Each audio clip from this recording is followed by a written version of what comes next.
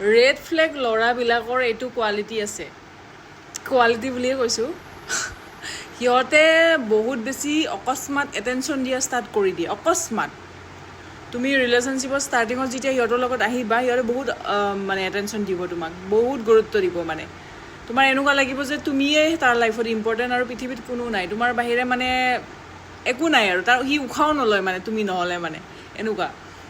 তাৰপিছত ৰিলেশ্যনশ্বিপত যেতিয়া থাকিবা, তোমালোকৰ মাজত প্ৰব্লেমছ হ'ব, কিবা হ'ব, আফটাৰ চাম টাইম মানে তুমি বিহেভিয়াৰ চেঞ্জ পাবা, বহুত বস্তু পাবা, ঠিক আছে।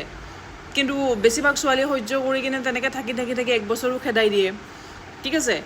কিন্তু সেই 1 বছৰো যদি তুমি খেদুৱাইছা, সেইখিনি সময়তো তুমি গৈ কিনে এনেকুৱা ধৰণৰ বিহেভিয়াৰ মাজে মাজে পাবা, য'ত তোমাক বহুত বেছি এটেনশ্যন দিব, বহুত বেছি মৰম কৰিব দেই, কৰিব আকৌ 2-3 দিন পিছত ট'টেলি চেঞ্জ হৈ যাব। তোমাৰ লগত কথা পাতিব টাইম নাই, তোমাৰ ফোন ৰিচিভ কৰিব টাইম নাই, মানে তোমাক গুৰুত্ব নিদিয়ে, ঠিক আছে।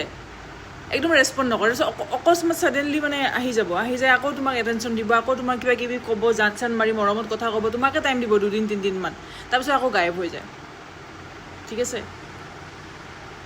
ইহঁতক ৰেড ফ্লেগ বুলি কয়, ট'টেলি ৰেড ফ্লেগ কেৰেক্টাৰ এটা, ঠিক আছে।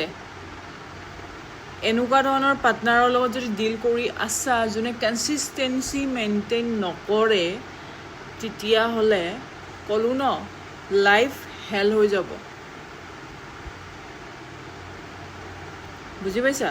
আৰু সেই পাৰ্টনাৰজনক যদি চিৰিয়াছলি লৈছা, বোলে চিৰিয়াছ, মই এইটোৰ লগত বিয়া হ'ম, হ'ল আৰু তোমাৰ। চ' যদি তোমাৰ লগত ষ্টাৰ্টিঙৰ পৰা কোনোবাই কনচিষ্টেঞ্চি মেইনটেইন কৰিব নোৱাৰে, তুমি থাকিবই দৰকাৰ নাই তাৰ লগত বা তাইৰ লগত, ঠিক আছে। আহিব, এটেনশ্যন দিব, যাব, গায়ব হ'ব, তুমি তৰপি থাকিবা, পাগল হৈ থাকিবা, তাৰপিছত আকৌ আহিব, আকৌ তোমাৰ ভাল লাগি যাব। তোমাৰ মানে এইটোৱে হৈছে যে আহিব আৰু, গৈছে ন, আহিব আৰু, ৰাইট। তাৰ কাৰণে আহিছা নেকি তুমি তাৰ লগত ৰিলেশ্যনশ্বিপত? তাৰ কাৰণে আহিছা? ষ্টাৰ্টিঙত ভাবিছিলা নেকি সি এনেকুৱা কৰিব বুলি বা তাই এনেকুৱা কৰিব বুলি?